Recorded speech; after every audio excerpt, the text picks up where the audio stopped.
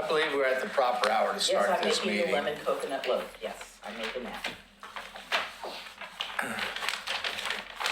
I'm going to convene the city work session of Tuesday, May 7th, 2019. Would you conduct the roll, please? Commissioner Rachel Lyles Smith. Here. Commissioner Rocky Smith. Here. Commissioner Denise McGriff. Present? Mayor Holliday is absent this evening, and Commission President O'Donnell. Here. So the first item of business is, are there any future agenda items that need to be discussed In the future? today for the future? Let me phrase that exactly correct. Do we immediately need to discuss any items for the future agenda? There were a couple of things that we talked about last night that we wanted to bring forward. Please enumerate, Commissioner McGriff. Well, if you'll give me a moment, I have to go to the notes. Can I get back to you on that before the end of the meeting? At the end of the meeting? I think we can make that allowance for you. Thank you. Let's just move on immediately to discussion items. We're going to do the item 19-280, which is an update on the Clackamas County Courthouse progress to be presented by our city manager, Tony Conkle. And tonight, we'll go ahead and welcome up Judge Steele and Commissioner Humberston to give the update. Good evening. Good evening. Ladies and gentlemen, I'm Judge Steele. I am the presiding judge in Clackamas County Circuit Court down at the bottom of the hill. And Commissioner Halbertson and I are here to talk to you about the courthouse replacement project. We have a little slideshow that we'll kind of see if I can manage the clicker here that works pretty well or not. Most of you should know that basically our current courthouse was built in 1936 when we had about 50,000 people in Clackamas County. She traded with me. Yes, okay. And right now, obviously, we have over 419,000 people, and it's growing. And at the time it was first built, it was for one judge with one courtroom. They had all the county offices in there at the time. Now, all the other county offices are out except for the district attorney and for the OJD employees, for the actual running of the court. There are about 120 to 130 employees there every day. That does not count the jurors that are there, the litigants that are there, or the attorneys that are there. But we have carved 11 courtrooms out of that building. They're in little cubbies, basically, to a certain extent. There is no more room for them. Under our population and under the national guidelines, we should have 14 judges right now, based on our population, but we only have 11. And we just have no place else to put them, and that has ramifications that we're going to talk about in a few minutes. But basically, our courthouse replacement project is our commitment to provide county residents with the best courthouse facility we can have to house the possible services in a highly efficient and cost-effective manner. The current courthouse, let's see if I can make this. Is this number 2? I don't know, let me check. Yeah, I'm gonna back. The current courthouse, folks, is seismically unsound. When I go down to the legislature all the time, because we've been talking to them about, this is a great visual. When I go down to the legislature, I've been noted to be following Nan Waller, who is a judge in Multnomah County, and she takes a brick from the old Multnomah County courthouse to talk about why they needed to replace that, because that particular type of brick, dissolves easily. Clackamas County, I take this. And I explain to everybody what the significance of this is that if you take and put this at the corner of the building just below my office, to the edge of the drop-off, the 100-foot drop-off to the Willamette River, that's how far it is. Now, when I started practicing back in 1981, there was quite a bit more land between the courthouse and the drop off, but this is how far it is right now. Lots of people think that the Willamette River, there's a road out there. They don't realize that McLaughlin is on a bridge right by the courthouse. And so we've lost a lot of land right there. What used to be several parking spots for Clackamas County Sheriff deputies, and they're down to basically one because the edge keeps, dropping off. There are consequences to what's happening, and it's seismically unsound. And so we've got inadequate parking. You people know what it's like in downtown Oregon City, and it's inconveniently located, which is miles from a lot of the other essential services that we have up here on top of the hill. The courthouse is old. It was a big deal of its time, but it is clearly poorly designed right now, especially concerning crime victims that are in the courthouse. And Commissioner, why don't you talk a little bit about that, because you're very familiar with it. Well, most of you probably know my career was in law enforcement, and I've spent a lot of time in courtroom. Luckily, not with handcuffs on. What I'm going to ask you to do is very simple. I'd like you to imagine that you were the victim of a violent crime, and the police have hopefully caught the perpetrator, and you're in court, and you're sitting on a courtroom bench outside the courtroom in a hallway, and less than 10 feet from you, directly across from you, is the perpetrator of that crime. Imagine how you would feel, how intimidating that can be. Court can be very intimidating for the average person anyway. But imagine under those circumstances how you would feel. This is part of what is faced in our courthouse today. It is not safe for victims. It's not particularly safe for the attorneys and others that are there or witnesses, and that needs to change. Other than just out in the hallways, I would notice, for example, I am in courtroom number 8 up on the 3rd floor, and when a witness walks to the witness stand, they have about that much space in between the jury box and the edge of the table where the defendant is sitting. So, clearly we've got a deputy sitting right there or standing right there, okay? But it's uncomfortable. It's just uncomfortable. And so it's not just, it has a feeling of being unsafe, not just the actuality of it. So We've had those same discussions in the design of our Same public police safety department. building. Yeah. For the same reasons. For sure.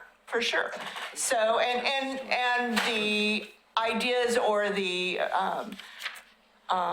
methods by which we build those things now are different than they used to be, certainly, and they are much more safe. And we have in mind all of that safety involved in trauma embracing planning involved in the new courthouse as well.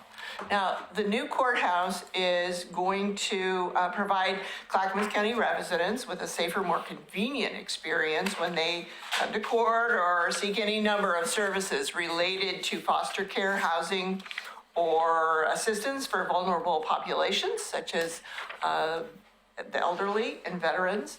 And the new modern courthouse is going to be up in the Red Soils area, co-located with these and other essential services which are up there, and will navigate support for veterans, victims of violent crime, small business owners seeking assistance, and there will be ample parking. And it'll be convenient to the access for transportation. Anything you want to add on this one, Commissioner? You're doing fine. Okay.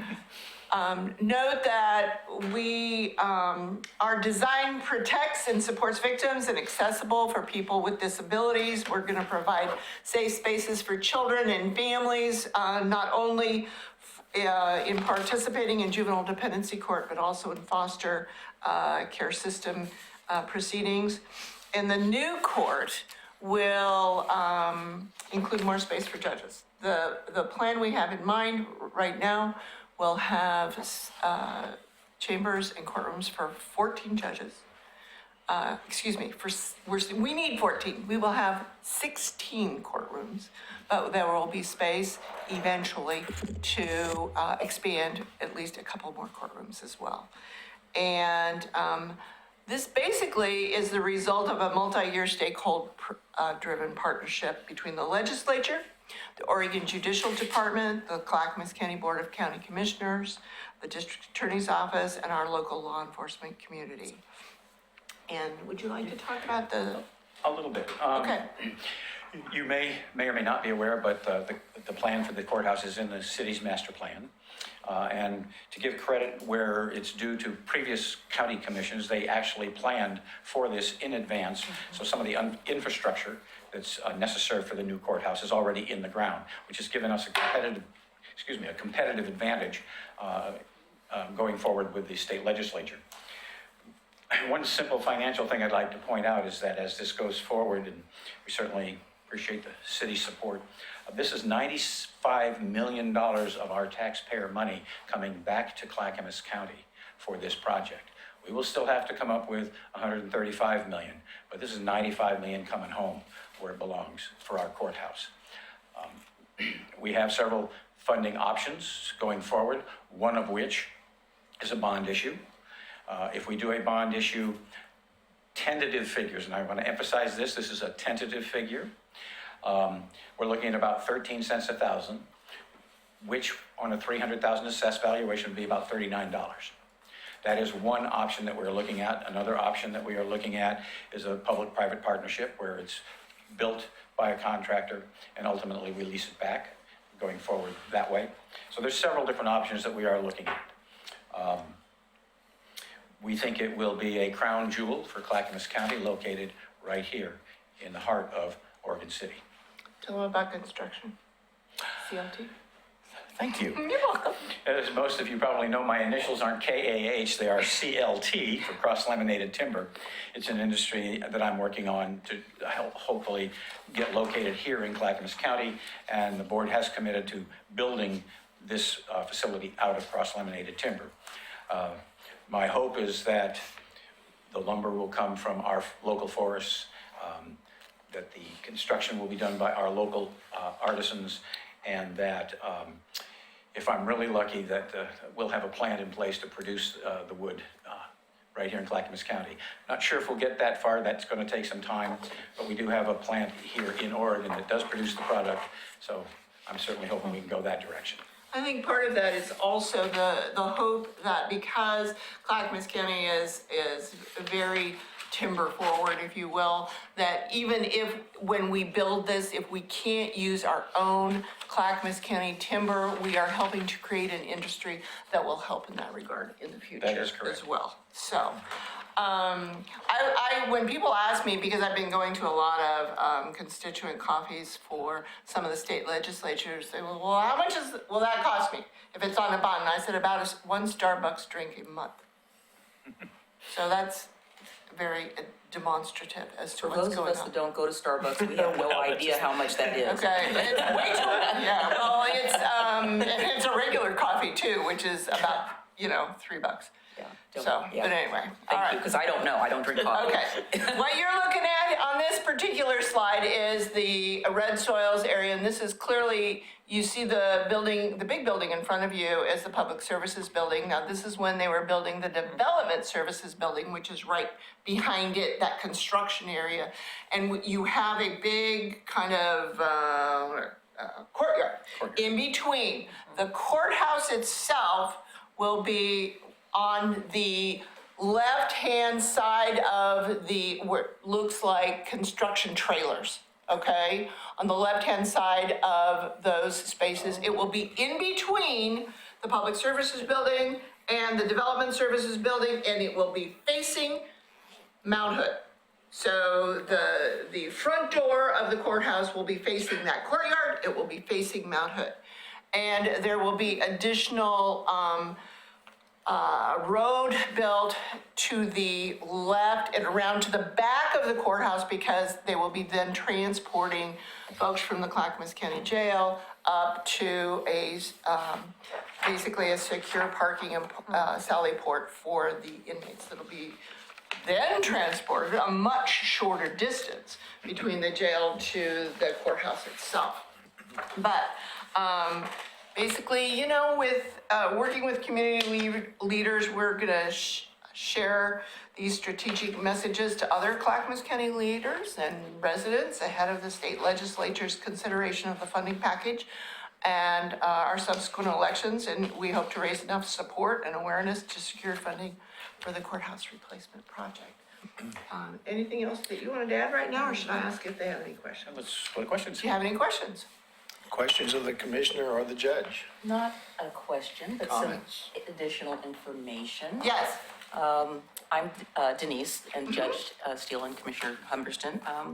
Let me talk to you a little bit about the existing courthouse. I did Yes. look at the slideshow before I came, and it was a little bit on the negative side. Yes. You have a fantastic building that you're in right now, although Fascinating. it is outdated, which I Yes. will admit. It may need some seismic upgrades, which is Yes. substantial. And several years ago, the city tried to talk to the county about getting it designated. It is National Register eligible, built in 1936, and I'm wondering if you are aware that 350,000 board feet of the timber that's in that building came from Clackamas County, I am not. and 90,000 bricks came from Yamhill County. I am not. It was a WPA project, and they hired local people to construct it. WPA's mission was to hire as many local people as possible for that building. So it has a lineage of It does. being a building that was built by and for the people of Clackamas County, and materials that are in it are from our area, except for the bricks. It was constructed in the Art Deco streamlined modern style. There are many elements, and the reason I know this is because I do downtown tours, and we spend a substantial amount of time talking about the courthouse, and I point out all of the interesting features, the Egyptian theme, the Mercury there, which is, has to do with justice and things of that sort. And I know that our city manager is working on a committee to talk about reuse, but I think from the standpoint of being just a regular person, every story has two sides. We know that the courthouse is too small for the needs that we have right now, but I think that you also ought to emphasize a little bit about what a beautiful building it is. And I know it's had a little bit of deferred maintenance because one of Mercury's nose pieces is kind of fallen off. Okay. But it can be repaired. It is an asset to downtown, and as you know, it's the third courthouse, the other two, having subsequently burned down. Right. And, back when everything was made out of wood. So that's one of the reasons why the brick was chosen, is to make sure that it was more fire safe. And I have a little bit of family history. My father-in-law worked in the basement as a Clackamas County appraiser for many years, and would tell me stories about everybody going over to Munoz in the morning to get the maple bars, which they were very famous for. I ate quite a few of those. Oh, yes, he did as well. Commissioner.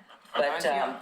I understand, what you're trying to tell people, and, but again, maybe emphasize a little bit more some of the positive things about the building. I will and- tell you that and I my would- understanding is that the Downtown Association is frankly excited, one, for us to be gone, but two, for what could happen to the building. Yes. Right. All right? Because we use up so much parking. It will open up parking downtown as well as provide more parking for the users of the courthouse.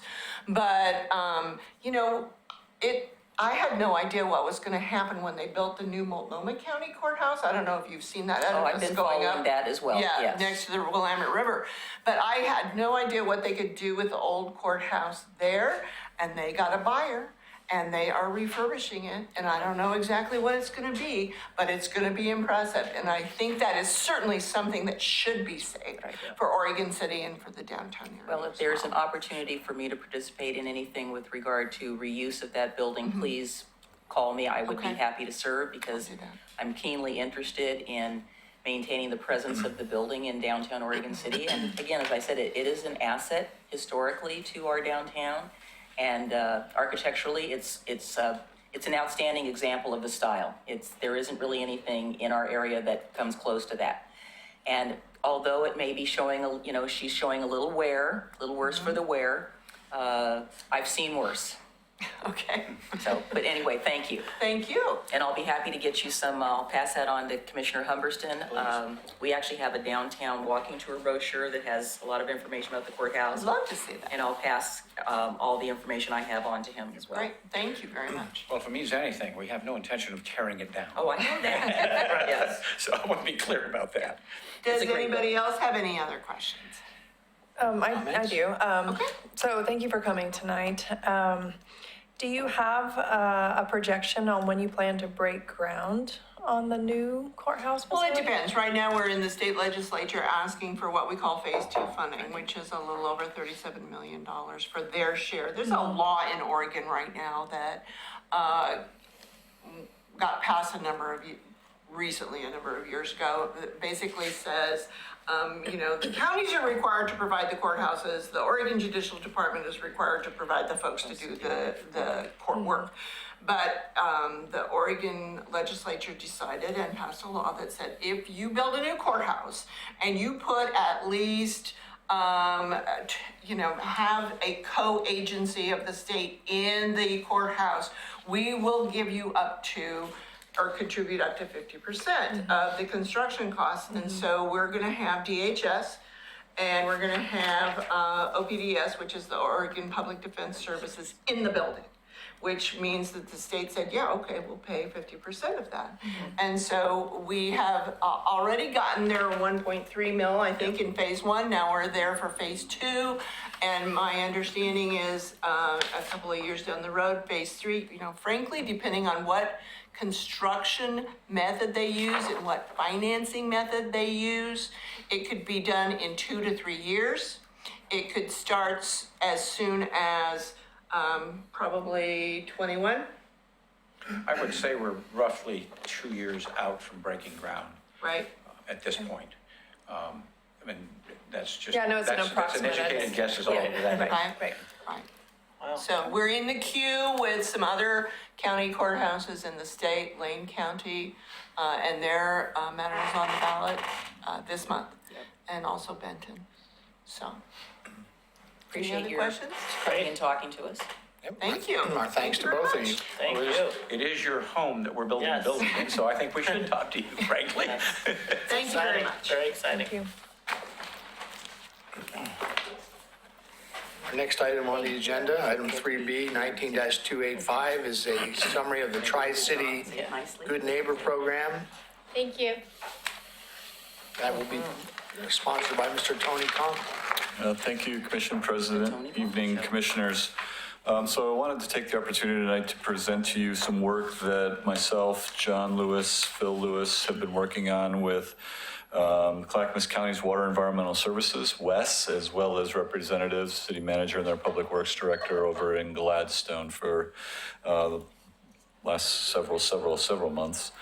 And it's been the discussion of creating a Tri-City Good Neighbor Agreement. So obviously, you know where the Tri-City West plant is located, right along the Clackamas River in Oregon City, and then right across and adjacent to Gladstone. And so the discussion began of, would there be any interest in either of the jurisdictions trying to work together on making improvements along the Clackamas, along the Willamette on either side, both in Oregon City and West Lynn, that could deal with education, bike ped access, habitat protection, enhancement, restoration, and general education about what happens at Tri-City, what that does in terms of pollution control, how it treats sewage, as well as what the habitat improvements are and that were there. So in working with them, we established a draft intergovernmental agreement, an IGA, and around 4 basic goals that I kind of just said. Connect communities in Oregon City and Gladstone through improved recreational opportunities such as pathways, parks, and trails. Enhance fish and wildlife habitat and riparian areas. Create opportunities for collaboration, leveraging resources between the 2 cities and/or water environmental services, and enhance public knowledge on wastewater treatment and surface water management and what they can do to protect water quality through education and special projects. So in the draft IGA, which is attached to the commission report, it calls for the establishment of a Good Neighbor Fund, which would receive a deposit of $250,000 per year, beginning July 1st this year and ending after 10 years. It can be used on projects within the Tri-City Resource Recovery Area, which is attached as Attachment A. And so you'll see a little red dotted line on the map that goes north of the Clackamas into Gladstone about a block, grabs the park, Barton Bar on the other side, and then really kind of follows 205 on our side of the river. The allocation of the funds would be based on equivalent dwelling units or EDUs. Right now, for the first year, that would be 80% or $200,000 to Oregon City and 20% or $50,000 to Gladstone. And then that percentage would be updated annually based on the EDU count for each jurisdiction. I've also included a proposed project list. So at $200,000 roughly for 10 years, you're looking at $2 million over that time frame.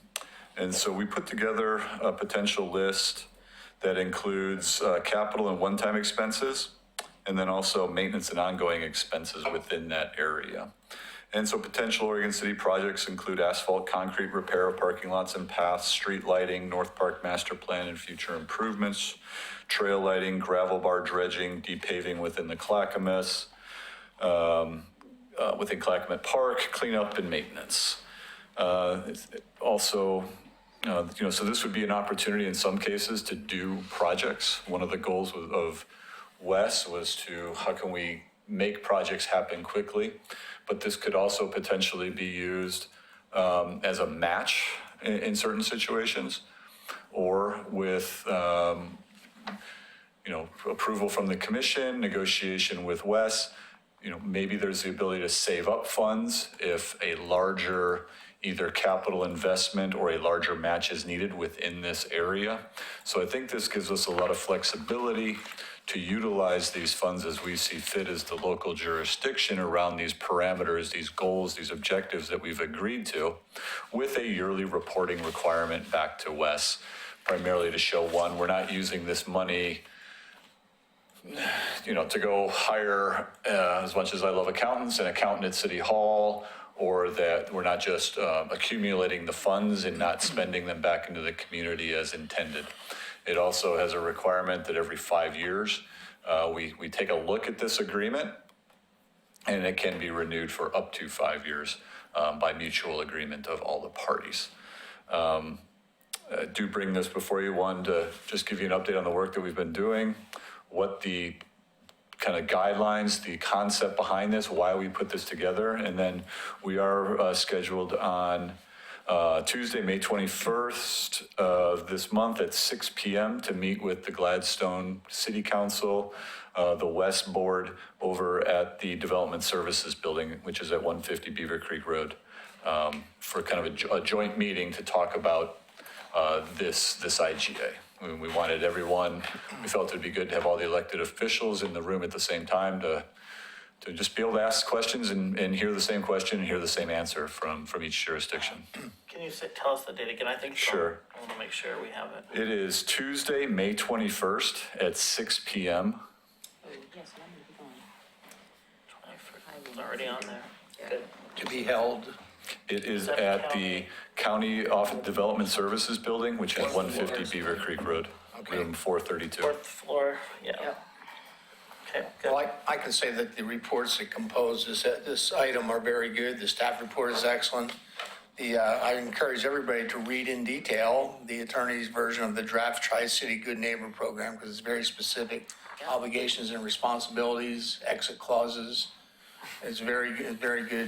It needs to be read in detail in preparation for that meeting.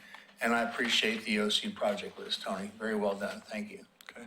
Comments or questions from Aye. my commissioners? I agree. Yeah, I ditto that. I just wanted to, so what I want to make, so I can understand, these are not projects, for instance, that people could come and apply, not this project list, but people are not going to be able to come and apply for projects like the enhancement grant, which is not what this is for. Correct. Perfect. We had, and can I just follow up on that? We had a lot of discussion about Yeah. that, and we felt that, there are grant programs available, and maybe if we're successful here, we can revisit this down the road. But there is such a need. I mean, this list probably isn't even complete as to what we could do in that area. If you start looking at the Parks Master Plan, the Trails Master Plan, the Transportation System Plan, bike ped connectivity. So we just felt that, in the interest of getting money out, built to public standards, because a lot of these we're going to be taking over for the long-term maintenance, that it just made sense to, we've got a long enough list as it is without creating another grant program when there already exists some out there to accomplish environmental improvements, Can I add habitat a couple of improvements. things as suggestions? So after I read this, I wrote down, replacement bathrooms at Clackamas Park. And what I mean by replacement is something that is more vandal-proof, reinforced, somehow making it more secure. And then the second one I had was, could we look at possibly working with ODOT to light the Oregon City Gladstone Bridge, because it is a Condi B. McCullough Bridge. And I think having some lighting on it would really enhance its visibility, because it is a little dark when you drive over it. You're kind of passing from one part of the city to another part of the city, and maybe doing something to highlight that. Looking at maybe improving some of the pedestrian, because you can walk on both sides of it, but maybe improving sort of the pedestrian environment on that bridge. And I think maybe having some lights on it, kind of like what they've done with the bridges in Portland. They have the light brigade, and we fixed up our arch bridge already. And I'm not saying we're going to fix this up. I'm just saying that lighting could really enhance several things, including drivers, pedestrians, bicyclists, and just highlight that bridge. It just hasn't had the attention that it should have. And a gateway to the city. It would be a nice The other touch. gateway to the city. And Right. again, it's a McCullough Bridge, and we definitely should celebrate that. Okay. Anything further on this item? Yes, I have a couple questions. Where is West Lynn in this Tri-City? I see two cities that are coming together, so I'm just wondering, what am I missing here? Are they have their own program? Is this? No, I think it was just the immediate impact of the plant itself. Okay. So from the Gladstone side of the Clackamas, a lot of those homes and, along the park, along Clackamas, and then the homes along there have a direct view of the treatment plant. And then obviously as the host city, it impacts us, both from a vehicular standpoint, but also an operational standpoint and view standpoint. So it was really it was put together to address those directly impacted. There's really no direct impact to West Lynn as relative to the impacts to Oregon City and Gladstone. Does their path along the river come within that boundary? I'm sorry, does whose path? The path, and you can go down across the bridge, go down underneath the bridge, and then you can walk along the Willamette River. There's a walking path that comes back up, and then you can go to the McLean House. And I'm just wondering if part of that our boundary that you're showing here, does it include that pathway? And you might want to just do a little, maybe just look at their map, because I don't have that in front of me, but I've been on that many times, and it's quite pleasant. Well, it looks like the boundary goes to the middle of the river. Yeah. Doesn't actually go to the It other doesn't go side on of the the West river. Lynn side. Doesn't go on the Westland No, side? it goes Okay. to our half of the river. Yeah, okay. Well, just a thought. So my other questions were about the project list. What is North Park? Where is North Park? So as part of the Cove development, so it's the proposed park north of the new condos in Phase 2. So it would Okay. be adjacent to the Clackamas. Okay. And it, I assume, doesn't have any master planning plan for it or anything as part of the Cove development, or? It does not, that was one of the things there was some discussion about, because originally as part of the development agreement with the Cove Phase 2 was to build the Esplanade as well as the North Park. And, when we were kind of looking at this, I think the plan for the North Park was, in my opinion, not very inspirational. We could have done a better job of thinking it out, so we removed So it. we want to take ownership of it. In the design, I think that something better than what was proposed could be done there. If we put the energy into, I recall that exact same conversation, plus the developer forewent the SDCs that would have been associated with that. correct. Okay, anything, go ahead. So who all worked on this project list and how set is it? Well, don't you think at this point it's very preliminary? I mean, we hear additions immediately, there'll be others that are, then they'll be prioritized, and there'll be some kind of decision-making process. But to answer Commissioner's question, Yeah, it was The ordinance. staff. We worked on from Parks Master Plan, from bike and ped path, from coordination with Gladstone. They have a Metro grant to look at the new bridge crossing of, what is that, Old 82nd Avenue. So it was a collaboration between multiple city departments, and just knowing projects that we have in this area that have to get done. Is there,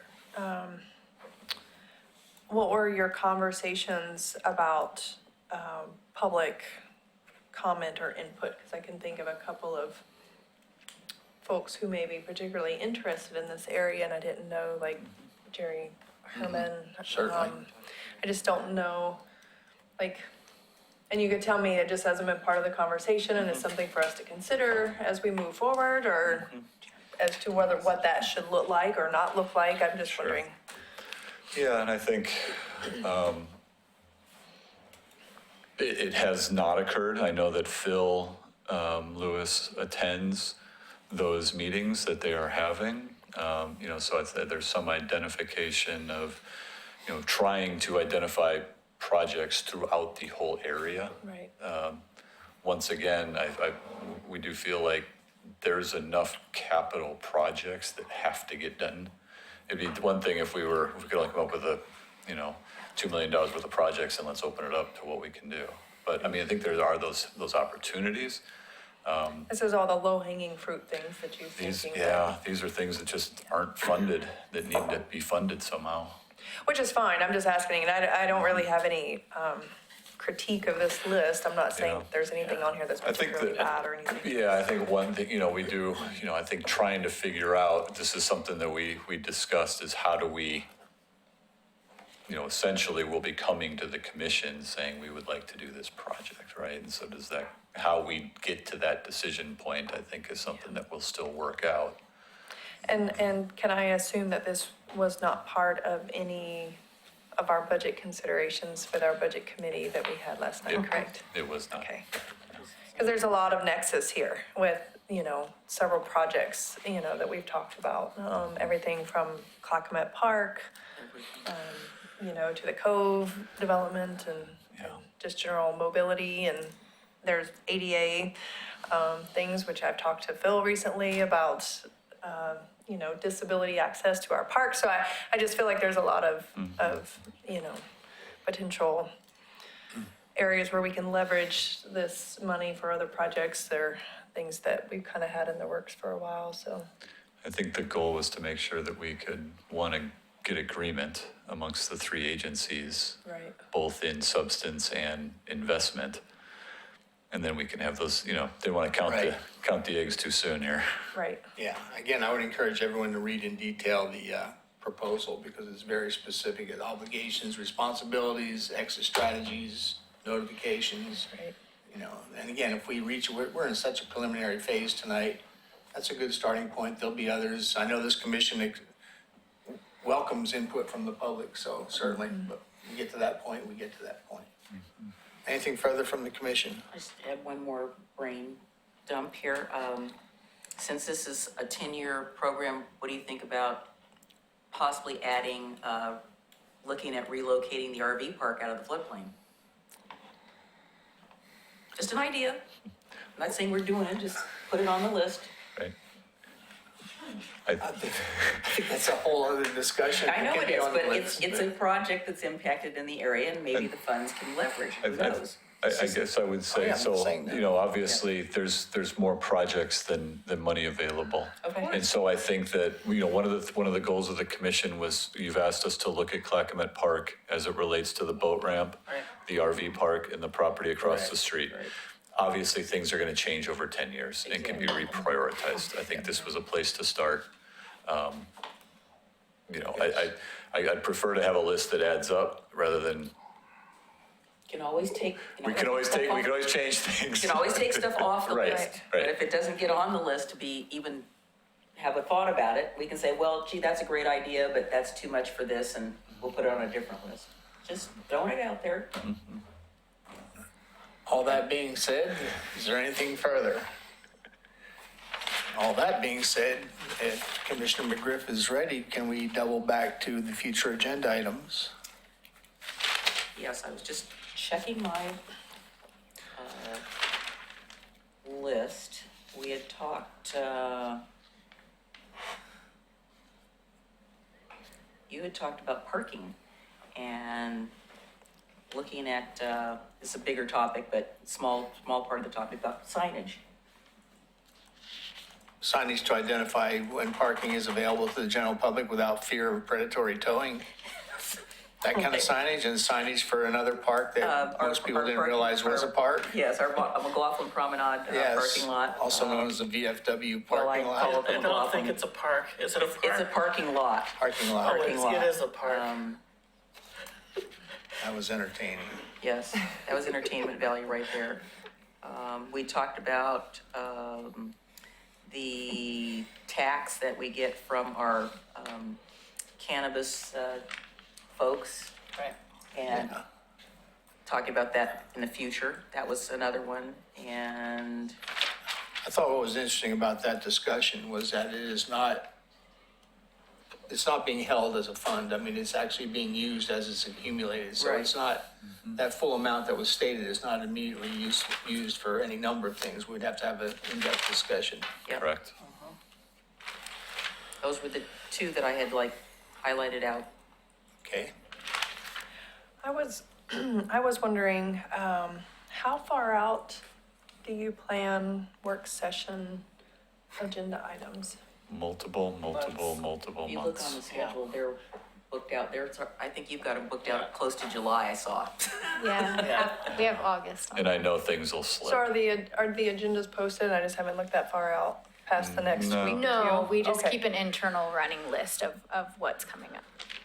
So There's I guess, something you I guess I'm just wondering, can you share that list with us of I mean, Yeah, I have no problem sharing the topics. I think. yeah, that's what I mean, Yeah, just the that topics. we can certainly provide the topics that either we've heard from the commission or that we've identified as wanting to get back. It's just as Yeah. things slide, Yeah. I would think it's not cast in stone. It can be right. rearranged. as long as we understand that, yeah, I mean, Sure. things change, but Yeah, it doesn't even have to have dates necessarily associated with them, but I have no idea what you guys have planned. And, and at the same time, because of, I'm sitting on MPAC or Metro Policy Advisory Committee, which I'll report on in a second, and we're all sitting on different stuff. I mean, we may Yeah. see presentations by others, and I have no idea if you're lining them up or anything like that, or Sure. maybe, I don't know if maybe they're already reaching out to you, like the courthouse one. we could let us talk about it and Like, I can figure out think the of a best way to few- get it out to you, the Yeah. commission, as to Yeah. what we've got in the queue that we're just trying to either schedule or, not take up 5 hours in one night of Right, a work session, trying to be respectful about time as well when Yeah. we're doing that. Well, while we're on the topic, is there any topic that we would like to emphasize for moving up in the queue? Is there anything that's Well, on until we anybody's know mind? it's on the queue. I think part of seeing that list is, I know I've probably brought up 5 different topics since the goals retreat that we've not heard from yet, and I know they're on that list, or I hope they're on the list, but unless we see the list to say, well, Yeah. that didn't get put on there. So I think just seeing it and then revisiting that at the next meeting, saying, is there anything on that list that has been forgotten? I guess it gives me a spot, it gives me a well, spot I to mean- like when something comes up that I can say, oh, I want to check this list, like, or see Yeah. if we can add it Yeah. to the list. Okay, The issues that I know off the top of the head I brought up is the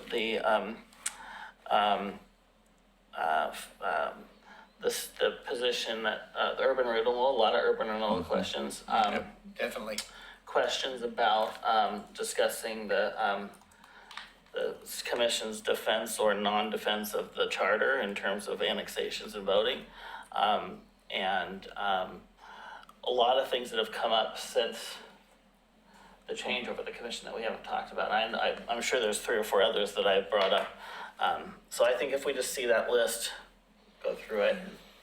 Well, and some of the things I'm thinking of is where there's a nexus with Clackamas County, like, I don't know, like, I feel like because of the committees that I sit on, that there's potential for more communication versus me being the only one reporting out. So like, you know, the 2020 census that's coming up, I don't know, they said they wanted to do local outreach. I don't know if they've reached out to you or not. I'm trying to line up and find the Clackamas County person, but, and then we've talked a lot about homeless, and so I just wonder if maybe we could have a work session night just on the homeless coordination, whether that's includes a couple of panel members from like the Clackamas Homeless Solutions, someone from Clackamas County.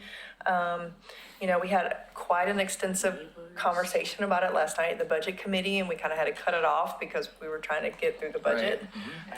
But, you know, have Mike Day in here. So I don't know, and maybe, you know, if this is a line item, we can think about it and think about, you know, brainstorm it a little bit more. I don't know, I guess I'm just requesting to be a little bit more involved or see what you have on the list. Well, I think those are three excellent topics, honestly. The homeless piece, I'd like to see a more regional presentation. What is going on besides Oregon City? That would be of value to this commission. Rocky's statements, obviously, we're about to look at the budget for the Urban Renewal Committee. I mean, let's say here's the current state. What is the possible future state? How do we move forward, knowing there's some things we'd like to do, and how do we get that? And the other one you had was, Well, I guess I have a simple, we can have a discussion before the budget meeting? on urban For urban renewal, No. How can we? Urban renewal is just- I think that makes no sense to me. I think it just represents the current state of affairs. I mean, this is what our obligations are, and this is what the budget is set to meet those obligations. Maybe, I don't know that. Right. Commissioner. I'd like to see if we could invite someone from the city of Milwaukee to give us a presentation on their climate action plan. yeah, I know they're presenting to the I saw McLaughlin one Neighborhood and it was Association. pretty interesting, and I think it would behoove the rest of our community to be able to have that. I mean, at least to see it, somebody present it and have that. And then the other thing I wanted to ask you is that I too would like to have a discussion.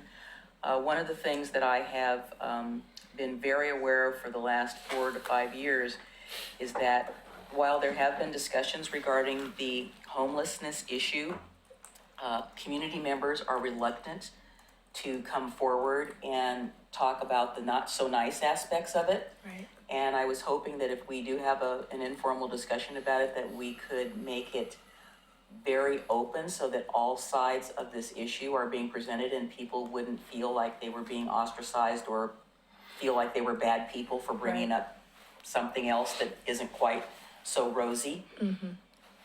Yeah, I understand that completely. I mean, to do a balanced presentation does not necessarily not make you your brother's keeper. There has to be a balance. You know, I personally feel my responsibility, my first responsibility is to the citizens of this community that have chosen to make their homes here. That is my first response. And I'm willing to help elsewhere. But I've been in those meetings where it's pretty one-sided. If anybody presents the other side of the coin, it doesn't make you a bad person. It just makes you someone trying to present a balanced presentation. So if we have that kind of presentation here, let's emphasize balanced presenters, both sides of the coin. So, I guess I just want to, so, Not accusatory. no, I'm just saying, Yeah. these are my priorities, Right. right. right? So everything we add, we need to figure out how do we want to go about adding. So is it by one subtracting. request makes it a task that must be done? Or is it Right. consensus? Well, the homeless thing- And honestly, I'm going to prioritize things in here because this is Right. what we've agreed to with the limited time that we have of once a month meetings. So, but, you know, But I sometimes think we should- need to have a discussion when there are ads of, you know, is this something we'd like to get to? Like, is this an immediacy? Is it added to the list and we'll get to it as we can get to it?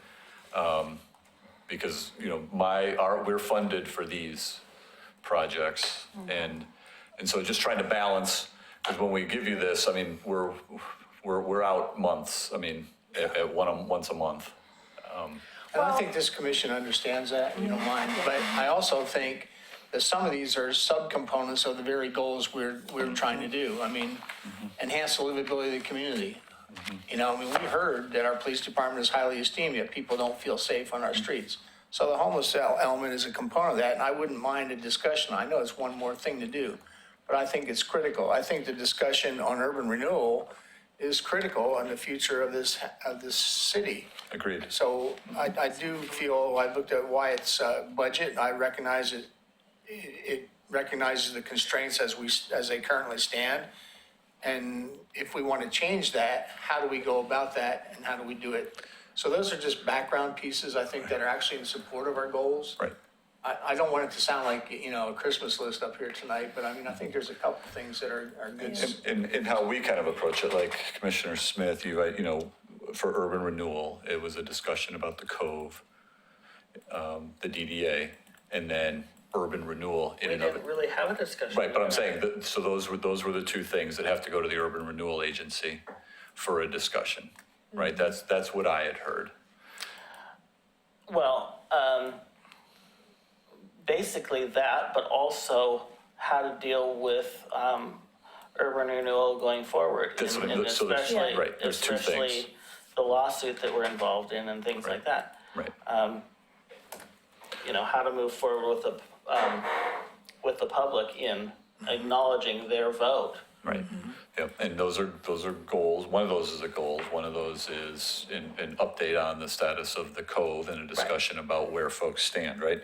And then like the other night you brought up the litigation as it relates to the vote for annexations. Correct. Right? So we were gonna bring that back as as a more of a manager's report. Right. And an update, and then make a decision on. Right. Does We the clearly commission haven't want had a more? Like, I wasn't conversation. planning a Yeah. work session No, around no, I that. wasn't So either. some of these are gonna come back to in different forms, I think, Right. based on how Right. we Right. receive them. Yeah, I think that's really what I was just- gonna say I too. really just wanted an update on that, or where the other cities are, Right. and if it's so far along that we can't even consider being part of it, or if we should. I mean, and then if the commission decides that we want to have a conversation later, maybe, but I just Okay. want to kind of update on. Okay.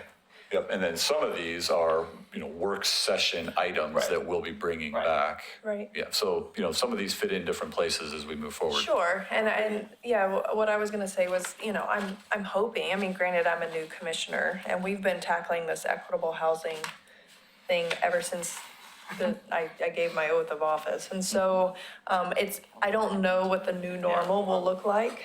I hope we're not here till 10 p.m. every first and third Wednesday. I'm thinking that this is because of the equitable housing thing, but maybe I'm in for a rude awakening. Frank's laughing, but. I'm just laughing because the 10 p.m. thing and now the 11 p.m. potential thing. Right. Just So, only open if to the 10 p.m. majority of the commission wants to. yeah, so I guess what I'm saying is I don't know what the new normal is Right. gonna be. And I'm hoping that some of these topics, maybe like little briefing, 20-minute, update topics, either not necessarily at a work session, but can also be at our regular. Like a discussion or presentation Yeah, at a regular just- meeting if we have capacity. Yeah, Okay. like even this court facility one tonight, I mean, it was short, it was sweet, and I think that there's plenty of people in the public that would be interested in it. I don't know what constitutes it needing to be at a work session, other than that it's informational, but does that necessarily preclude it from needing to be on another agenda if we think there's room? So some of this I feel like is time management, Yeah, or it is. Right, like are we tonight managing could've to been- 1 hour we for could've work had it. sessions, or are we managing Right. to 7:30 or 8 for work sessions, and then, you know what I mean? So, I don't know, I'm new, so treat me as a newbie and I'm kinda guessing give it's some hard guidance here. to just, hard to to discern. judge on how long it's gonna take us to go through a couple things, because I thought we were done almost with this. Because I think, at first looking at the agenda, we could have put a couple more things in the agenda probably tonight, but now. Well, we've been right, that's what I talking mean, about like this. tonight, I'm kind of like, we kind of had room for more things for Right. tonight's agenda. And truthfully, I believe this is the first time we've actually talked about it, of future agenda items. Like, I read this and I thought, okay, we should not just pass it over. We're normally given 15 seconds to cover this item really quickly, and if if we don't say something. And so I think Right. this is the first time we're kind of actually, I don't expect this to happen every time. I think we've just finally The opened agenda will be this so packed now. door. You guys aren't getting out of here till Now tomorrow, time to, next like, meeting, spew let me more tell stuff you. out. I have a cot in the back, I'm good. Well, as a No, I form- mean, as so a form- here's the thing, is we do try to be, we try not to overload it. And so we take a Yeah. guesstimate of how long it's gonna take. And honestly, sometimes things slide. And then all of a sudden you end up with a night like tonight where we just weren't able to fill the third item. All right, okay. As a former planning commission chair said, it'll take as long as it takes. That's right. And I was not suggesting that the climate action plan be a work session item, I'm just suggesting that it be an informational item that would be beneficial to the citizens of Oregon City. I'm not suggesting any additional work. Just it's a phone call to Mark Gamba saying, hey, come on down, or his staff, or whoever it is. Is there anything further? Come on. Let's move along to, I don't think I have anything further You for have a- future work items. do you have a city manager's report in addition to everything you've just told us? I think I do. We have, just a quick update, that we are doing some work in the Ermitinger House, refinishing some floors, whatnot, so they're gonna be closed this weekend while we get furniture out, do the work, furniture, let it dry, get the furniture back in, yes. Are we making them look old? Is that part of the original contract or something that was needed to be fixed from the original work, or is that an additional? This is additional work. We've had some floor damage and replacing some of the floor boards in a portion of the downstairs floor, and then putting some tung oil on the boards. Worked with historically sensitive contractors to make sure that we're doing the work in an appropriate way. So I've been in the house before, the last few weeks where I know exactly what you're talking about. What was causing the damage to the floor? Is there a leak or is there? I think it's just general use, honestly. Straight grain We've not had any leaks that I'm aware of. Well, I know, but the floor was all redone during the restoration, and it was it was fine. So something happened between. Yeah, I mean, they reused a lot of the old floorboards, and they are, it's a lot of folks through the house in specific corridors, and so we have some. More people in the house than have been in a long time. I'm assuming we're not So we have letting some people, damage in not that specific women wear areas. high heels much anymore, but straight grain floor are really highly susceptible to damage if somebody has shoes on that have any sort of footprint like a high heel or something with a heel on it like that, it makes dents in the floor, which we do not want. Mr. Conkle, is there anything further from you? The last update is, thank you for the commission's support as we address some of the issues that we saw up on Creed Street and some of the improvements that we've made. That being said, now it's kind of moved throughout the city. So we're starting to It moves someplace else? Old Kenema Park. We're starting to see an increased use, and so just wanted to make you aware that, we are aware of it. Police department has fielded some calls, and we've self-initiated multiple times more than the calls that we've received, so we have a presence down there. Jim, Chief, anything else you want to add as it relates to this, as we're kind of unwinding this? It's just going to be, I think it's going to be as big. I've gotten a typed letter, Phil got a typed letter, and we're working with you're going to start hearing about it. We're already working on it to see what solutions. The one difference between the bluff and this is a park. Yes. So we'll be looking at all options, and if you hear something from anybody in the community, the most important thing is that they call. They have to call the police, and it's much better if we catch things while they're happening than to find out at the neighborhood meeting. Mr. Commission President, Phil, is there any chance that we can change the hours of operation for that park specifically? Because that was suggested a couple of months ago by some residents of Kenema, that the problem is, the dawn to dusk thing, that maybe the park needs to close at, 7 o'clock to vehicular traffic and some way block it off so people can't be driving over there, because that's the same thing with the cross, was that that's blocked off most of those people are not gonna leave their cars, so if they can't drive their car into Old Kenema Park, that would solve problems. I don't know if we have to, if that's something that you can do as a department head, or we have to pass some sort of resolution changing the hours of that park, whatever it is. I would like to see us move forward with that, like, really quickly. That'll help your enforcement efforts. We have, we've done a couple of things on site. We've moved some large boulders to limit the access for I parking. know where you so can get there's some limited- that right on the promenade there, you On the know. 9th, we're gonna have a really big one. So we have limited the parking. We see folks there in the letter, and I'm assuming the letter that Chief Band received was very similar to the letter that I received. It's, a lot of it's happening during the day as well. We definitely have, it's within the city manager's rights to adjust park rules. And so it is an opportunity we could look at closing the park as an ultimate response if our other efforts are not successful in implementation. We do have a way to close off the parking lot. We have a wire that goes across. We currently don't have staff in the evening hours to close the lot off in the evening hours. I'm sure But that's somebody an from opportunity Kenema would that, volunteer to do I it. was gonna say, that's an opportunity to work with the neighborhood association or the Yes. neighbors that are directly adjacent to the park. And I have spoken with Mr. Perch, who lives nearby, and he's gonna be out of town for about a week, but when he gets back, we're gonna meet and kind of talk about opportunities, and he lives directly adjacent to the park, so that's one option that we might look at is, working with the neighbors, but it is an all-day occurrence. It's not just in the evening hours. Yeah. And we have increased trash pickup and staff hours at that location, spending hours at that location as opposed to something that might typically take a half hour to do a quick sweep and change garbage and check the trail.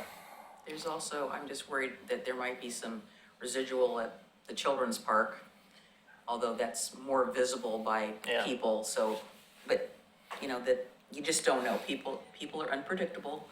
But I know one of the things that I heard from one of the residents is that they talked about getting together and putting a security camera on the closest house that points there, so there'd be some tracking of that. I don't know how far they've gotten with that, but there was definitely discussion.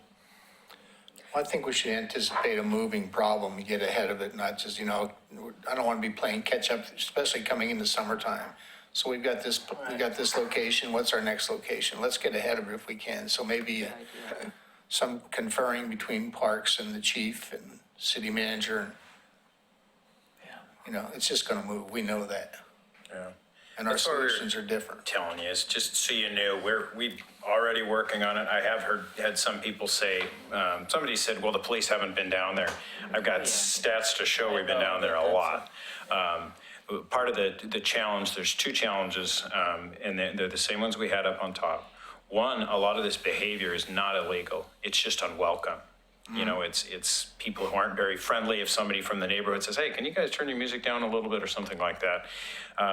So it's not an illegal activity. It's just, some of it's just not very neighborly. Some of it is illegal. And then the other thing is it's not just what happens there, it's the attitude of those people as they're driving through a neighborhood to get there.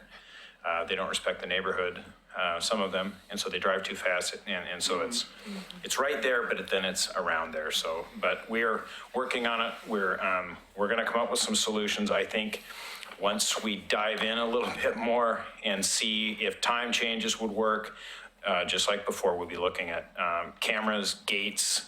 But the problem is, if we shut this one down, where are they going to go next? Well, yeah, that's what So- Frank's saying. And there's the enforcement element, but let's try to minimize that as far as what portion of the whole is it, if we can accomplish things with some mechanical advantage like gates.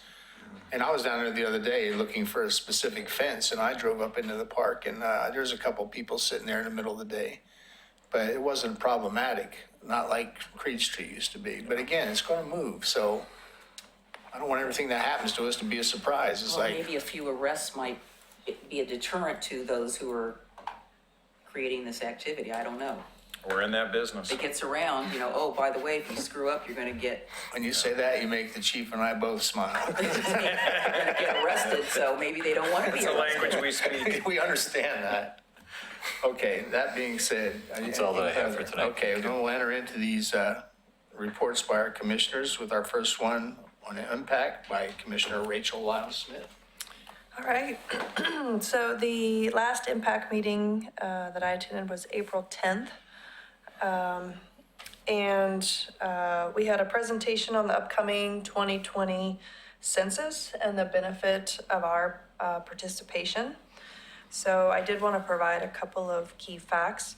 The states and local jurisdictions receive a lot of federal funds from data that's derived from the census, and a lot of people may not know that. So in 2016, Oregon, just our state by itself, received $13.4 billion from 55 federal spending programs that are all based on census data.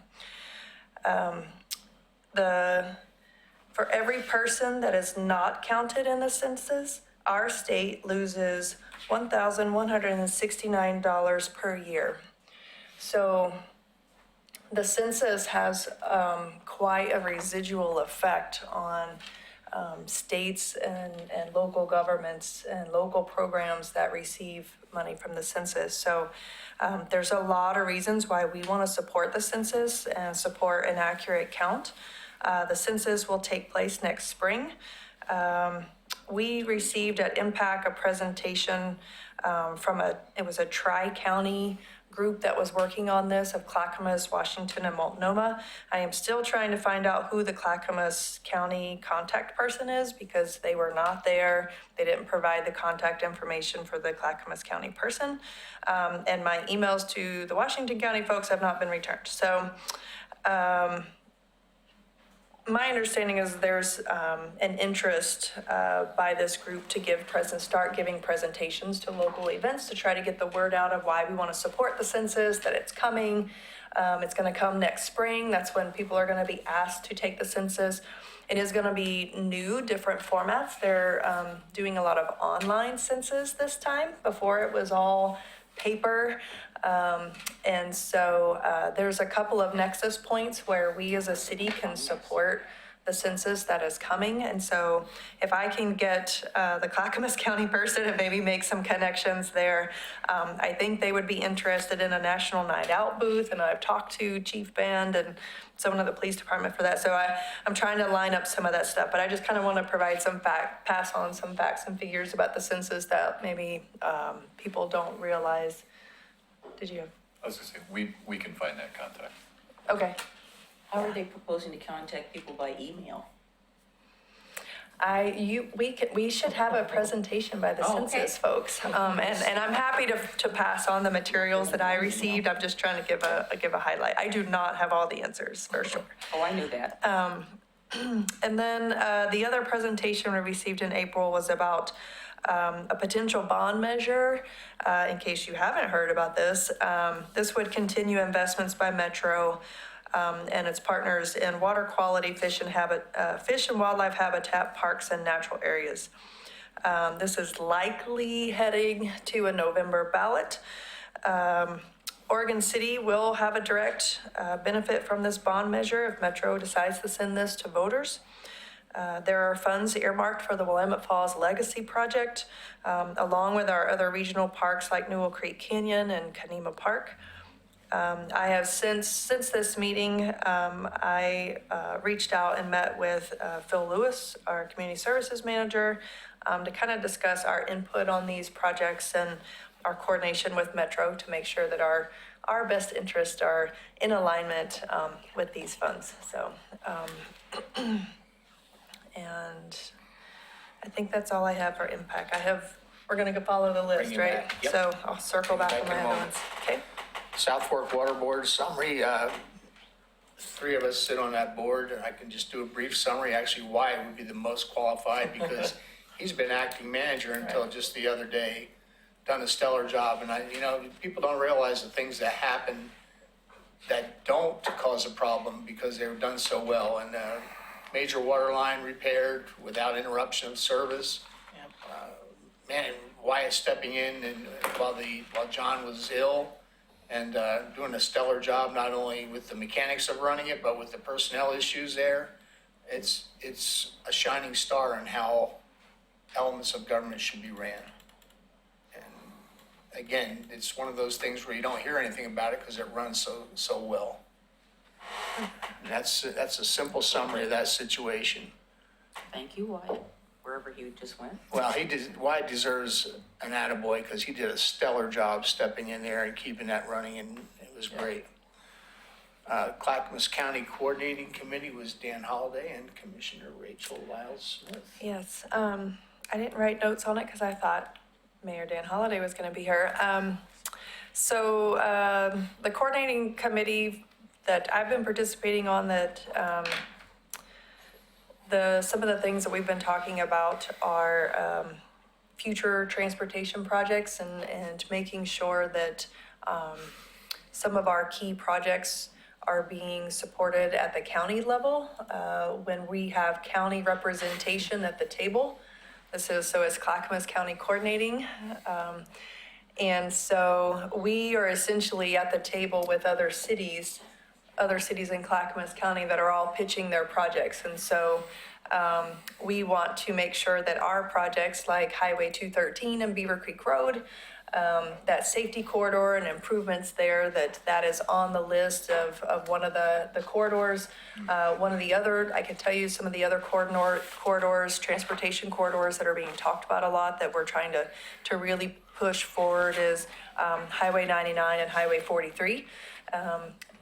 Granted, those lead out of Oregon City, but we have a lot of people that commute, that leave Oregon City and commute to Portland for work. And so this network is connected. And so that's the latest on that, really, is just kind of we're all jockeying for our projects. And I know the Highway 213 Beaver Creek Road intersection is probably the top one that Oregon City has that we can put our foot out there and is being carried by Clackamas County on our behalf. And then the other ones are being carried as well, obviously from City of Milwaukee and City of Westland and Lake Oswego for 43 and 99. So. Very similar conversation at that transportation meeting we went to that night. Yes. Our intersection, Yes. 43, people vying for funds, vying for a place in the queue. So, Yeah. Thank you, Commissioner. The Downtown Oregon City Association Board, a subject we spoke about at length last night. Commissioner Denise McGriff, please. Yes, thank you. I am absolutely delighted to have been appointed to their board. I have been working on several projects with DACA before my appointment to this commission, so they are already familiar with me.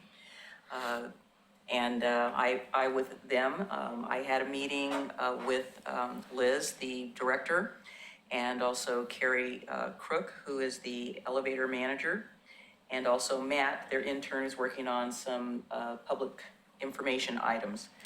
Their next board meeting is the 21st, and unfortunately I will be out of town and will not be able to attend, but my next project is to meet with the president of the organization and go over with him what he sees as being their priorities. I've reviewed their strategic plan and their goals for this particular year, and they're all pretty much in alignment. I will also be having regular meetings with the director and bringing back to her some of our concerns and things that we have generally talked about. So they had a recent event where they brought in several tour operators from Travel Oregon came to Oregon City, and they had quite the festival. And I will have to say that the 3 elevator piñatas that were created were pretty amazing. Those are cool. They were very cool, and somebody got to break them open with a lightsaber from Saber Force.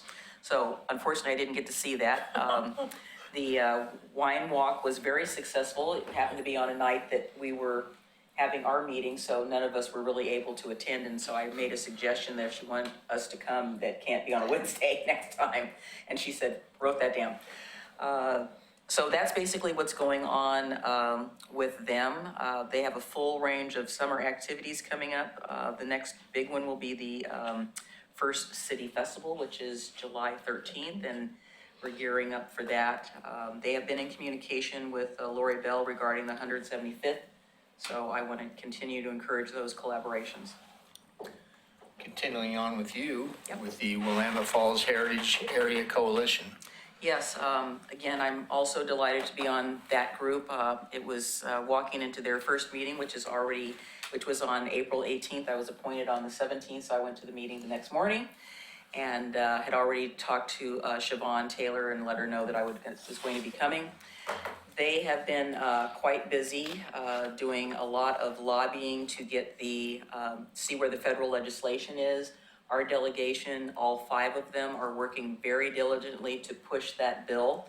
But you know how things are working in Congress these days, it's like pushing a rock uphill.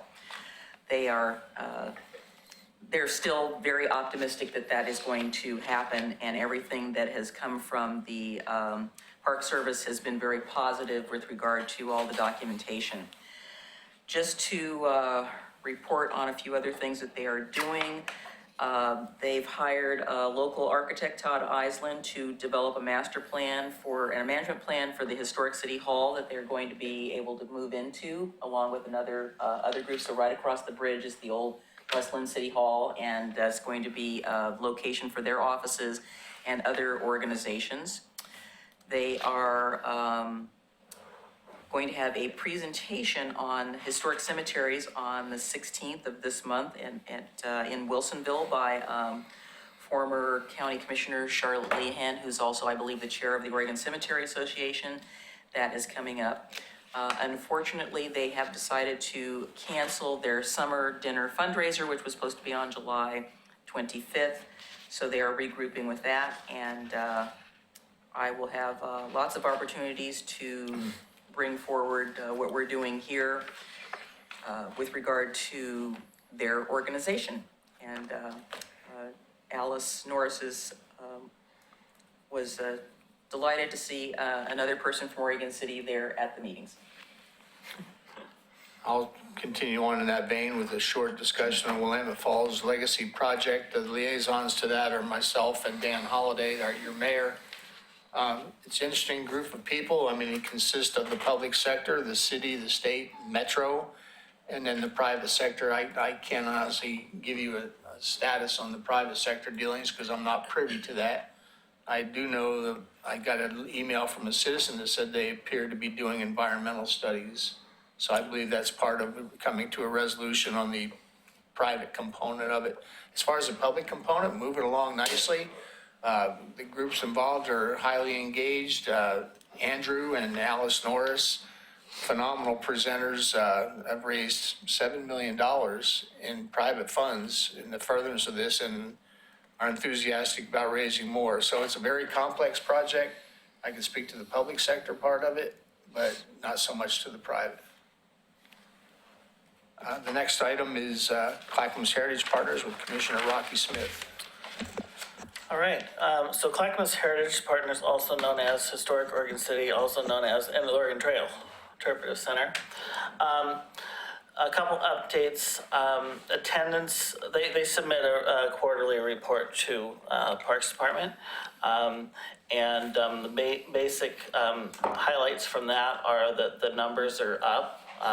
They've had between January, wait a second, up over last year in terms of attendance. Their actual revenue is down a little bit for admissions and retail. So there's an attachment on there if you want to look at the report. I want to talk more about kind of what the focus is that the CHP board's been working on for 2019. I think partly because of the 175th of the Oregon Trail, 2018, and the 175th of Oregon City, and the focus on Willamette Falls, there has been kind of a resurgence, there's been a real focus in wanting to make sure that the museum is telling not just the pioneer story, and the importance of the Native story in this city, which is something that the museum hadn't always done a really exceptional job of. And now the board has representation from the Confederated Tribes of the Grand Ronde, has partnered with them in some of the signage that you've probably seen in the last few years going up around the Interpretive Center. And they want to continue on that.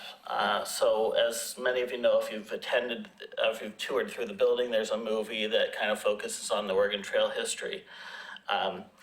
The boards and the staff have been moving forward on producing a new movie that won't replace the Oregon Trail story. It will kind of be there'll be two stories. But it will focus on the Native perspective of the trail and the history and what it was like here. They've been working very closely with the tribes, with the Grand Ronde for that. There was a set date, but I think the date's been changed, so I won't say that date. But they're working on a blessing and reconciliation event also to kind of bless the site and to kind of acknowledge some of the past history of this city that is not necessarily the greatest.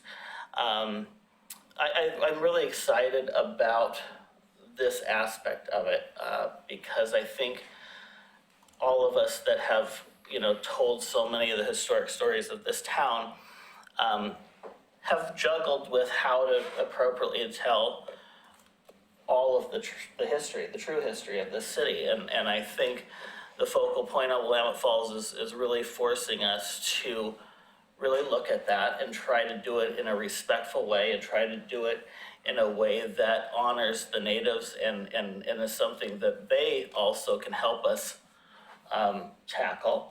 And it's something that I know that multiple different city governments have talked about in the last decade, or even more so. And so I'm really glad to see that this is happening and there's really a partnership happening to work on that. And you'll hear more about that as it goes. Do you know that they're also working with the Oregon Black Pioneers to tell the story of African Americans Right. that came to this region as And well? they've had some great exhibits on that. Yeah. So I think the effort in diversifying the history at the Interpretive Center has been really a focal point.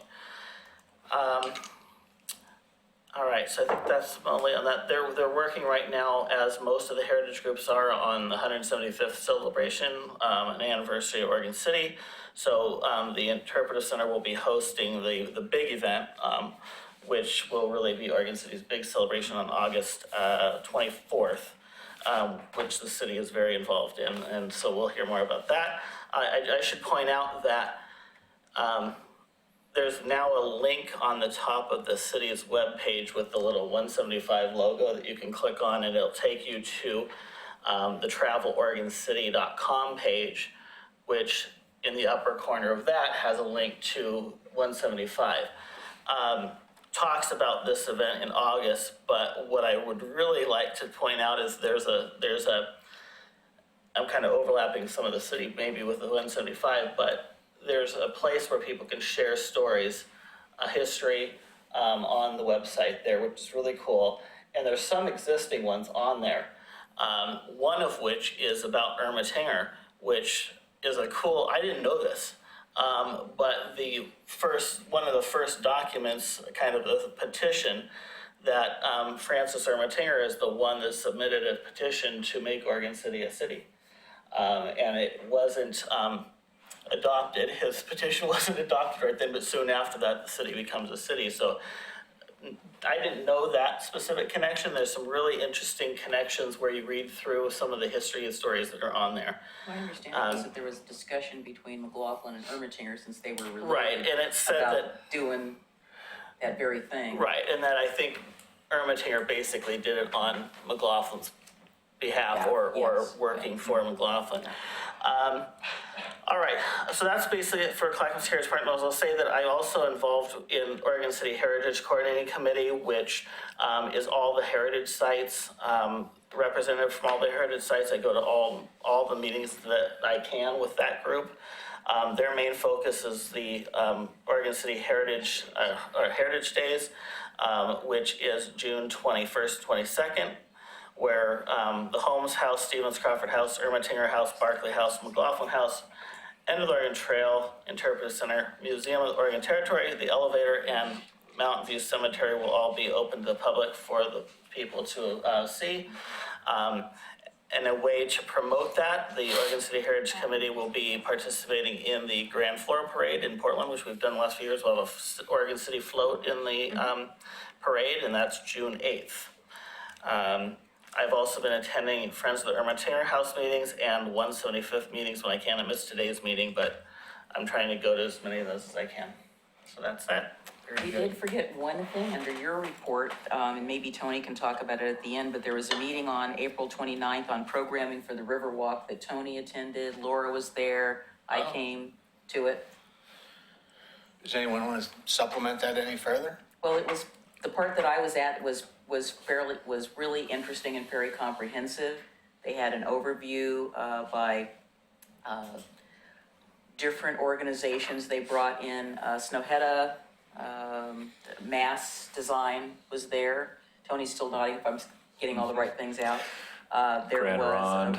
Pardon? Grand Ron. Grand Ron, yes, and Yakima. PGE, Wow. a little bit on PGE, but just kind of talking about the different impacts. Clackamas County Tourism came, which was really good because they, we go back and forth with them about, is farther than 50 miles really the, the Sure, people that we're right. totally attracting here, because most of the people that are here are bringing in other people that they're then shepherding around. So it's not, the 50 miles is sometimes in some cases a little arbitrary, and because they really want heads in beds, and Right. we don't always get the heads in the beds. We get people who come, and we're counting those numbers of the people that do the visitation. They're close enough that they don't have to have their head in a bed. They can do it at their own house. Right. But I thought overall it was really good. You want to? That was an event put on by the Willamette Falls Trust, so they're Trust, bringing in Mass Yes. Design and Biederman to help with the programming. How are we going to activate this site to make it the world-class site that we want to be? So this was the kickoff of a 3-day event of bringing the consultants together, OTEC, Snøhetta, Mayor Reed, Mass, and then the interest groups and those who've been involved with the project to just, it was a good starting point, when you bring putting together a new team again, even though a lot of the team is the same, of just where we've been, where we're heading, and trying to keep that momentum going. So this was a Willamette Falls Trust event put on by them that we all participated in. There was also a lot of discussion regarding reconciliation as well, because in order to move forward with a place, you have to try to heal some of the things that happened before. And one of the questions that I'm going to hook somebody up with is that there was a lot of discussion about the possibility of being able to locate where the 5 Cayuse were buried. And I know somebody that might have a line on that, which I mentioned to Carol Mayor Reed about that. So I'm not going to say anything in the public realm because I don't want somebody to go wander off there and try to find it. But Right. anyway, so it's a lot of good ground covered, which was, That's a high-energy group. yeah. And Andrew's high energy, Yeah. Oh, yeah, he'd had a lot of caffeine. Yeah, well, he doesn't need it. So our next item is, on the agenda is the Citizen Involvement Committee. We'll hear from our favorite commissioner, Rachel Lyles Smith. Okay, so I did not attend the meeting last night due to the budget committee meeting, but I can comment. The CIC is still working on, what I would call general organizing of the group. They're signing up members to attend different neighborhood association meetings throughout the year. So each member is supposed to attend 2 other neighborhood meetings each year. Clearly, I'm having a hard time saying all that. I would just say I am scheduled to attend the July McLaughlin Neighborhood Association meeting as kind of a new commissioner meet and greet. And then we have lost another neighborhood association, South End, due to a lack of leadership. So we have 12 neighborhood associations total. Prior to South End deactivating or inactivating, Hazel Grove Westling Farms was combining with the South End. So with South End going away, we've essentially deactivated kind of both of them. Does that mean, Rachel? Well, they're inactive. They don't have any leadership. But they're just inactive. They're not deactivated. They're just inactive as well. They're inactive. Okay. Yeah, we haven't deactivated them or anything like that. And clearly there's, folks in the neighborhood. I know Frank and I were at, I think, the last South End We were. neighborhood meeting. And it's hard to get people to step up and volunteer to lead. It shows you the importance of the individual as a leader. And with the individual that was leading, who had done a stellar job the entire time I've been there, a number of years, he's moved to another neighborhood. And as such, they've lost their energy, and some of the older clientele don't have the energy to do it. And even explaining the value of having input from these type of organizations, we still couldn't get anybody to step up. So we may find ourselves in the future with blending organizations together, fewer and larger. We'll see. Yeah. So clearly more to come on that. The only other thing I would say is that they are organizing a booth for the upcoming National Night Out event. So trying to recruit people to the neighborhood association meetings and let folks know. A lot of times I think, they'll have a map and say, where do you live? Which neighborhood association, put a pin on your spot and find your neighborhood. So anyway, good stuff of outreach, hopefully at National Night Out. And so the date is August, For National Night Out. National Night Out, August I something. have to look on my August phone. something. And it's at the Interpret Center, I think, because of the Yes. construction or the Mount Pleasant site? Okay. Yes. The next two items were to be presented by our mayor, Dan Holliday. I have no personal knowledge of them. Is there anyone that can give us a brief overview? And if not, I know about Jay a little bit. if you'd care to give us a brief overview in his stead. What I know about the Willamette Falls locks is through my work with the National Trust, and I am it's one of my projects. The Corps of Engineers should have had a meeting by now with the stakeholder group to talk about where they are in terms of they finished their report. They are recommending that they do minimal upgrades to the facility, and they want to find somebody else to take it over. Right. And I will say on the other side of the coin, the interested parties, the counties, cities, and all of that are interested in having them fix it up some more because of the expertise that they have, and they're kind of trying to lobby them to put more money into doing the repairs that really need to be done so that the locks are operable. Right now, they're talking about minimal upgrades, which really wouldn't make the locks operable, which is kind of discouraging, but not unexpected. Having entered into the locks from the downstream side and having an engineering background and watching a lock operate, I think it is quite incredible and phenomenal, and it would be such a good addition to our total offering in this area. Well, there's so many opportunities that having the locks open that would provide not just the economic development side, but in terms of recreational And navigation. use and navigation. Tourism. We still have folks upriver that need to get downriver, and just knowing about what happened with the county, trying to get the Canby Ferry down there, that was almost an act of God, and the congressional delegation had to step in and kind of crack the whip, so to speak, to get that both up and back so that it could still be operational.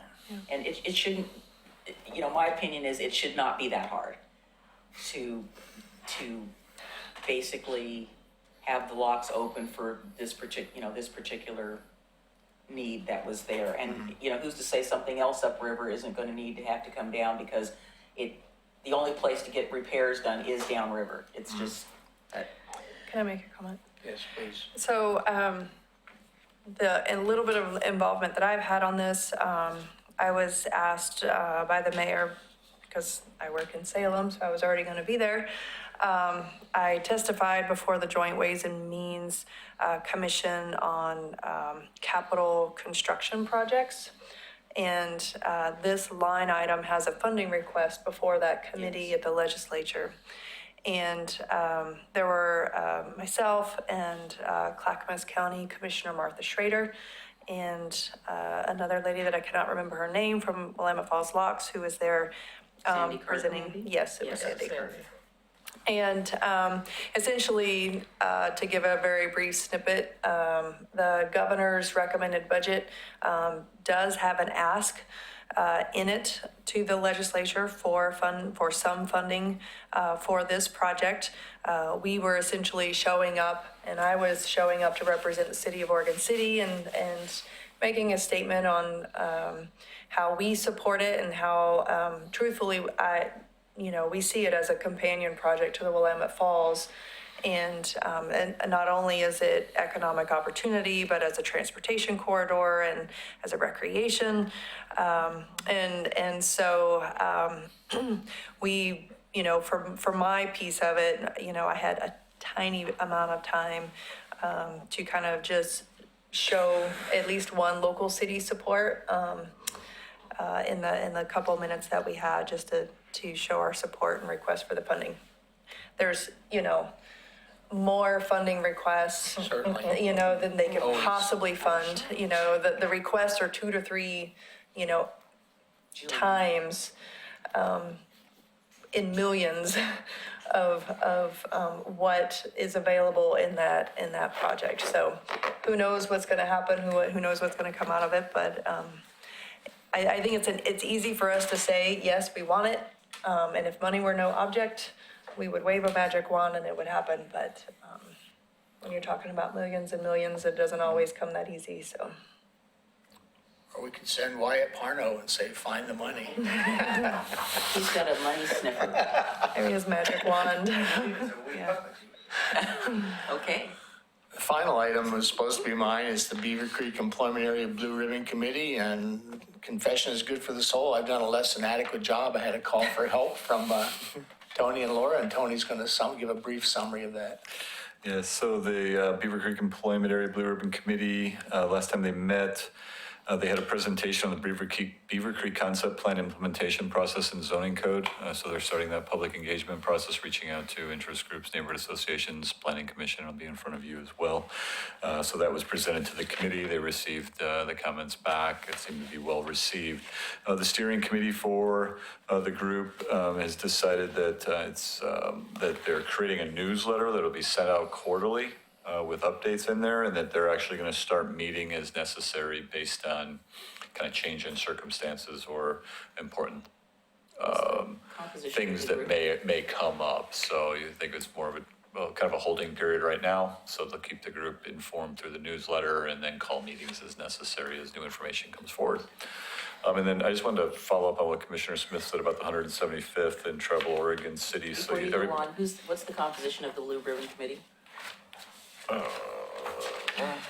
You got me on that. It is chamber, Lori Clackamas Bell, Community. somebody from the chamber, Clackamas Community College, representative from Clackamas County ECDev, LaGarza. Sorry, I don't know all the steering committee members. Not them personally, but just the groups that they're representing. Yeah, Yeah. it's mainly the chamber, the community college, Clackamas County ECDev, Oregon City. I know I'm missing one. Maybe there might be a tourism person on there too or something. Okay, thank you. Thanks for Thanks. covering me.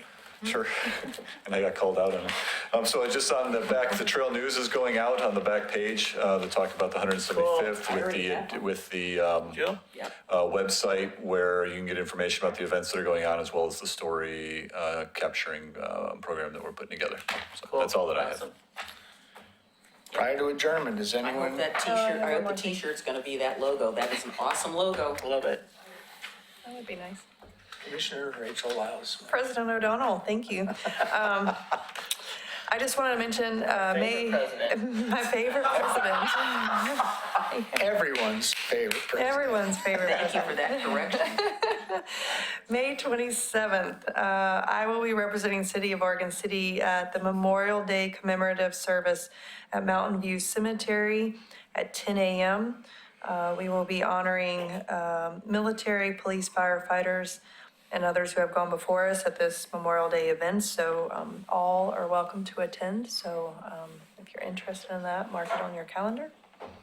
Thank you. And Anyone else? National Night Out is Tuesday, August 6th. August 6th. Thanks for that prompt response, Chief. National Night Out is Tuesday, August 6th. Thank you. At what time? Yep. 7. We can ask. Things only a police chief can get away with. Ms. Riggs, I know we've been bantering about a groundbreaking date. Have we Yes, you said finalized that? The 20th Is it the 20th now? for right now. As of As of today, at this it's the moment? 20th. Okay, It's the 20, oh, because I had it the other day, so. it's- 24th it was. and I it's had it now on the 20th. 27th. it's moved. I Well, think we we talked don't about always the email you. 27th. Correct. So now we're So- confusing Is everyone available on the 20th? How about that? What month are we I talking said- about? June. Okay. Oh, actually, I put it on both. I'm smart. I put it on both days. Yeah. Okay. June 20th. For now. Yes, I have June 20th. Put down groundbreaking. At 7 p.m. Okay. For the I think new- I the put it on the new- 27th, so let me check Yes. that, please. So for anybody who's listening, this is for the new police court commission building at Mount Pleasant School. And there'll be Love- tours of the building. It's going to be an open house for the Mount Pleasant, so people can go in and kind of take a last Pay look their at last their- respects. Yeah. Okay. We still have, there's one wing that's closed off because of mold, so there will be plastic, so the far, We can't go in the there. north end, you can't go down there, but you can go in the majority of the building. Okay. We will send you a calendar When they invite go to as my- well. Yeah. That's a Class very for my old- momentous occasion. I mean, it's really a is a big significant, deal. it's a big That's a deal. big And deal. so I wanted to try to Huge. get it on everybody's calendars Yeah, if we it's a can. big deal. So that's good. Not being fast on the final gavel, Well, I'll I was ask gonna one more time. Yeah, Is there I'm just- something else? I was just going to say that I am aware that there's going to be a fundraiser in support of the Buena Vista Clubhouse on May the 9th at 6 p.m. I forget, I don't have, It says 6:30. 6:30, sorry, 6:30. There will be some fabulous cakes. Somebody that you know very well is going to be making several of them, and they will be available for purchase and/or tasting. Sounds wonderful. And that concludes the commercial aspect of tonight's program. That all being said, I believe we're safe in adjourning the meeting.